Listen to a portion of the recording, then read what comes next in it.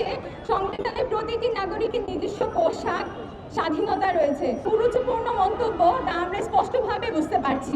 ধর্মীয় অনুভূতির চরম আঘাত ও অবমাননা। তিনি কেবল নারীদের পোশাক নিয়ে কথা বলেননি বা কটাক্ষ করেননি, বরং রাজনৈতিক দলের কাদামাটি ছোড়ার যে বিষয়টা, এটি এখানে বিশেষভাবে প্রকাশ পেয়েছে। বর্তমানে বিরোধী দলের উপনেতা সৈয়দ আব্দুল্লাহ মোহাম্মদ তাহের সাহেবের স্ত্রীকেও পার্সোনালি অ্যাটাক করেছেন। তিনি একটি ঘটনা বলেছেন যে 2001 সালে একটা পারিবারিক দাওয়াতে গল্প করে বলেছেন যে একটা পারিবারিক দাওয়াত ছিল এবং সেখানে তিনি বিরোধী দলের উপনেতা স্ত্রীকে দেখেছেন এবং তিনি বললেন যে ঢোকার পরে দেখলাম যে কেউ একজন হাঁটাহাঁটি করছে, একটা কিছু হাঁটাহাঁটি করছে। তো এই একটা কিছু শব্দটা আসলে কোনো ব্যক্তিকে নির্দেশ করে না, বরং এটা দ্বারা একটা ব্যক্তিকে নির্দেশ করে না, বরং কোনো অবজেক্টকে বোঝানো হচ্ছে। ওনার কথায় কতটা কুরুচিপূর্ণ মন্তব্য তা আমরা স্পষ্টভাবে বুঝতে পারছি।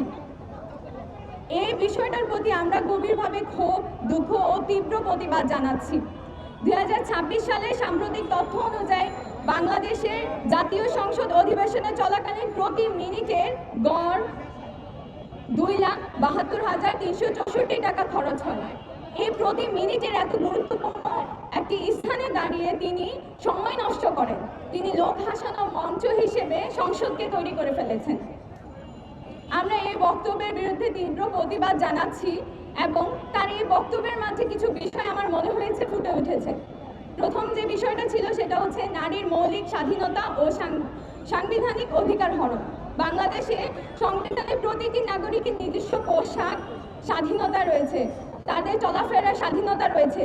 তারা পর্দা করবে কি করবে না সেটা তাদের পার্সোনাল বিষয়, কিন্তু সংসদে দাঁড়িয়ে নারীর এই মৌলিক অধিকার নিয়ে প্রশ্ন তোলার প্রগতিশীল সমাজ ব্যবস্থার পরিপন্থী এবং সরাসরি নারীর স্বাধীনতার ওপর বড় আঘাত এনেছে বলে আমরা মনে করি। দ্বিতীয় যে জিনিসটা আমি মনে করছি সেটা হচ্ছে ধর্মীয় অনুভূতির চরম আঘাত ও অবমাননা।